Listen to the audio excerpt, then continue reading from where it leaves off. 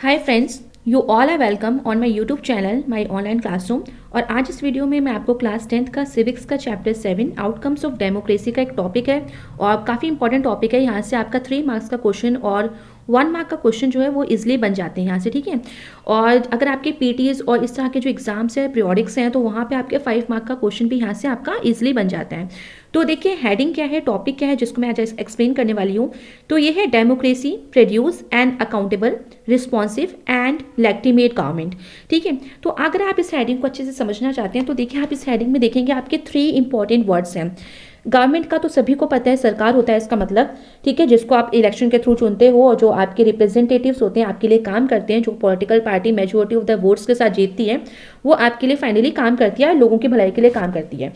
अच्छा, इसके बाद देखिए आपको समझना है लेजिटिमेट, रिस्पॉन्सिव और अकाउंटेबल। रिस्पॉन्सिव भी आपको बहुत हद तक पता होगा, तो मैं आपको थोड़े से कीवर्ड्स दे रही हूँ जिसकी हेल्प से आप इसको समझोगे। और मैं इसको थोड़ा सा अपोजिट कर देती हूँ, पहले हेडिंग समझा देती हूँ।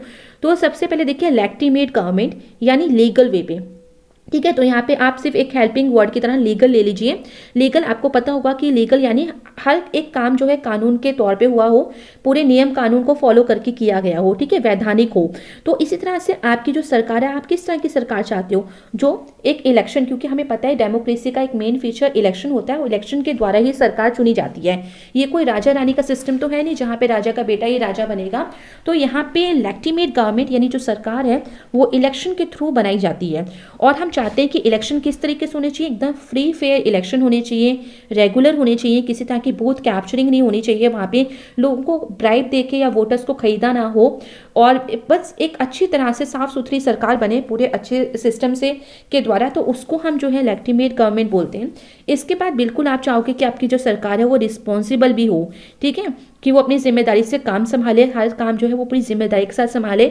और इसके साथ ही देखिए आप चाहोगे कि आपकी जो सरकार है वो अकाउंटेबल भी हो, यानी जब वो आपकी गवर्नमेंट आपने अच्छे से चुनी है इलेक्शन के थ्रू, आपकी खुद की गवर्नमेंट है, ठीक है, डेमोक्रेसिया डेमोक्रेटिया वर्ड है, तो पीपल की सरकार होती है, लोगों की यहाँ सरकार होती है, लोगों का राज यहाँ होता है।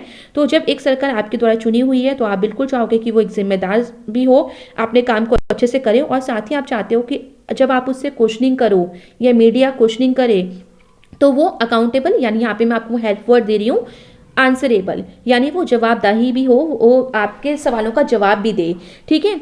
तो ये सारी चीज़ें तभी हो सकती हैं जब आपकी जो सरकार है वो आपके द्वारा चुनी हुई हो। अगर वो खुद ही राजा का बेटा राजा बन जाएगा, ठीक है, तो उस तरह से तो वो आपके सवालों का जवाब क्यों देगा, ठीक है, और आपको क्वेश्चनिंग करने का अधिकार भी नहीं। अगर आप क्वेश्चनिंग करते हो तो आपको पनिशमेंट भी दी जा सकती है। पर डेमोक्रेसी में इस तरह की चीज़ें नहीं होती हैं, आपको पूरा अधिकार है, क्योंकि आपने वो सरकार चुनी है, आपकी लेजिटिमेट गवर्नमेंट है, उसकी जिम्मेदारी उसने संभाली थी, ये काम वो करेगी, वादे किए थे उसने। तो अब उसकी ये भी जिम्मेदारी है कि वो जवाब भी दे आपके सवालों का कि उन्होंने जो वादे किए थे क्या वो निभाए या नहीं निभाए। तो अब हम समझते हैं अकाउंटेबल गवर्नमेंट को, और थोड़ा डीप में समझ लेते हैं इस चीज़ को। तो डेमोक्रेसी इसमें देखिए सबके पास right to choose their rulers, बिल्कुल अधिकार होता है कि वो अपने रूलर्स को चुने, और पीपल जो है उनका पूरा कंट्रोल भी होता है अपने रूलर्स को, ठीक है। एक बार वो चुन लेते हैं तो इसका मतलब ये नहीं है कि 5 साल तक वो जो लोग हैं, जो सरकार है वो राज करेगी। अगर लगता है लोगों को, आम जनता को, कि वो सरकार आपके अकॉर्डिंग काम नहीं कर रही है तो आप उस सरकार को गिरा भी सकते हो, और 5 साल बाद तो आपको पूरा अधिकार है, ठीक है। इसके साथ ही देखिए whenever possible and necessary a citizen should be able to participate in decision making that affects them all। इसके साथ ही देखिए हर एक सिटीजन के पास राइट टू वोट होता है, पॉलिटिकल कुछ राइट्स होते हैं, और राइट टू इन्फॉर्मेशन भी होता है, कई सारे पॉलिटिकल आप देखोगे, पब्लिक इंटरेस्ट लिटिगेशन, तो इस तरह के अधिकार भी लोगों के पास होते हैं।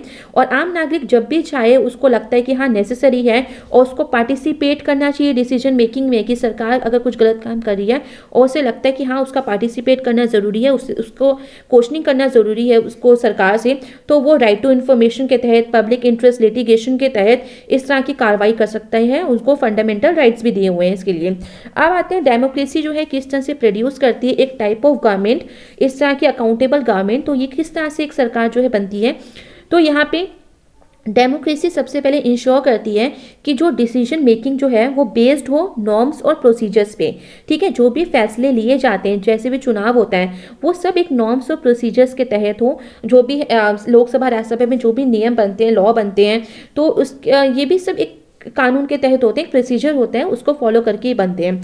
इट कैन नॉट बी एबिट्ररी, ये किसी तरह का ऐसा नहीं कि राजाओं के द्वारा लिया हुआ फैसला होना चाहिए, किसी तरह का निरंकुश या एक इंसान की मनमर्जी का फैसला नहीं होना चाहिए। और influence by the whims of the rulers, और ऐसा भी ना हो कि सिर्फ जो रूलर्स हैं उनकी ही इच्छाओं के आधार पर काम करता है, उनकी वही फैसले ले लें और आम जनता से पूछा ना जाए, या जो उनके रिप्रेजेंटेटिव्स हैं जिन्होंने उन्होंने चुन के लोकसभा राज्यसभा में भेजा है उनसे ना पूछा जाए, बस कुछ हेड्स जो हैं वही ये सारे फैसले ले लें, तो ऐसा नहीं होना चाहिए। इसके बाद देखिए जो सिटीजन है उसको जानने का पूरा अधिकार है, वो भी जानना चाहता है कि जो डिसीजन लिया जा रहा है through the correct procedures can find this out, क्या वो पूरे का पूरा जो है करेक्ट प्रोसीजर्स के द्वारा वो कोई भी फैसला जो है वो लिया गया या नहीं लिया गया।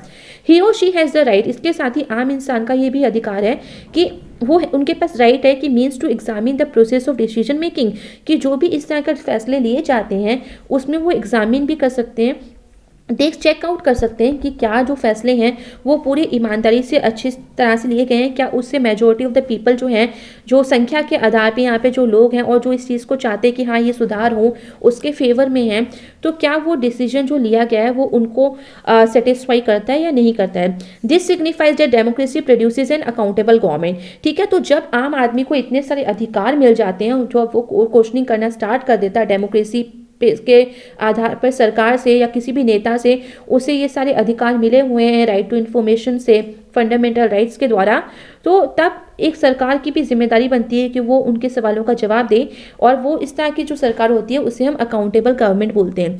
तो अकाउंटेबल गवर्नमेंट में एक चीज़ और याद रखिएगा कि आप जो है ऐसा ना हो कि आप जो है रेलवे मिनिस्टर से फाइनेंस के क्वेश्चन कर रहे हैं, तो आपको ये भी ध्यान रखना है कि एक पर्टिकुलर जो विभाग किसी को दिया गया है, डिपार्टमेंट दिया गया है, आप उसी नेता से जाके अपनी क्वेश्चनिंग करिए। अब आते हैं रिस्पॉन्सिव गवर्नमेंट पे, तो बिल्कुल आपकी जो ये जो सरकार जवाब देगी तो ये कब देगी, जब वो जिम्मेदार हो। ठीक है, जब उसने किसी चीज़ की जिम्मेदारी संभाली होगी तभी तो वो जवाब देगी।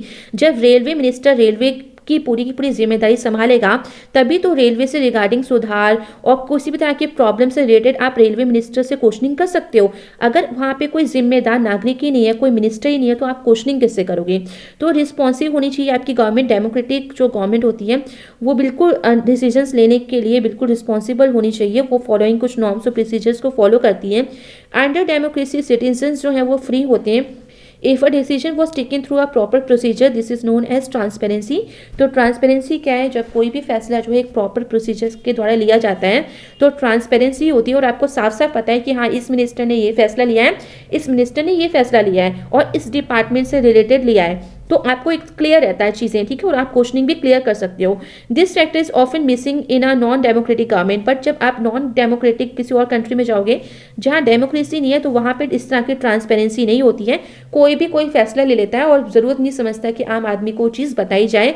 और इसके बाद क्या होता है ना, इसका फायदा वो उठाते हैं जब उससे क्वेश्चनिंग की जाती है अकाउंटेबल, तो वो अकाउंटेबल होते नहीं, क्योंकि वो बोलते हैं अरे हमने तो ये फैसला लिया नहीं, आप उस मिनिस्टर से पूछिए। तो क्या होता है, आम जनता पूछती रह जाती है और उसको अपने सवालों का जवाब कहीं भी कभी भी नहीं मिलता और कहीं से नहीं मिलता।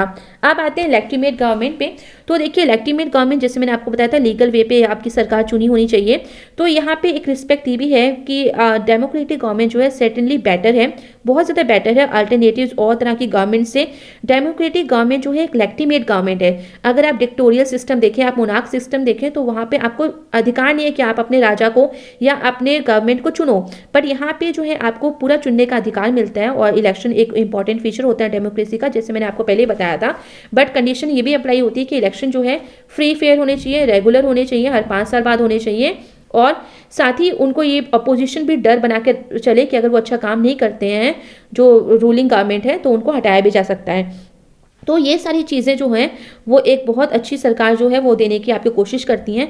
और देखिए डेमोक्रेसी में बिल्कुल ये प्रोसेस जो है थोड़ा स्लो हो सकता है, लेस एफिशिएंट हो सकता है, नॉट ऑलवेज वेरी रिस्पॉन्सिव और clean, but it is the people's own government. कि हाँ आपने देखा होगा कि कुछ टाइम ना आपकी सरकार अच्छे से काम नहीं करती, बहुत धीमे धीमे काम करती है, एफिशिएंट भी नहीं होती है और कभी कभी रिस्पॉन्सिव भी नहीं होती है। पर एक चीज़ तो क्लियर है कि वो आप ही की जनता है, आप ही की सरकार है, और आप जनता ने ही उसको चुन के भेजा है, आपने उसको सत्ता दी है, उसको पावर दी है, आपकी सरकार है। तो फाइनली हर चीज़ तो आपके हाथ में है, आप जैसा चाहोगे वैसा वो सरकार को करना ही पड़ेगा।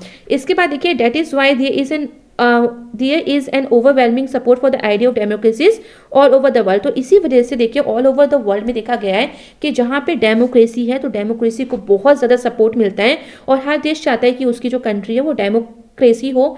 वहाँ पे हर एक नागरिक चाहता है कि उसकी जो कंट्री में डेमोक्रेसी होनी चाहिए और इसको आगे तक फॉलो करने का भी सबका इरादा होता है। पीपल की विश ये भी होती है कि जो भी उनके वहाँ पे रिप्रेजेंटेटिव्स जो वहाँ पे रूल करें वो इलेक्टेड हों, यानी उनके द्वारा चुने हुए होने चाहिए। और वो ये साथ में ये भी बिलीव करते हैं कि जो डेमोक्रेसी है वो बहुत ही सूटेबल होती है कंट्री के लिए, देश के लिए।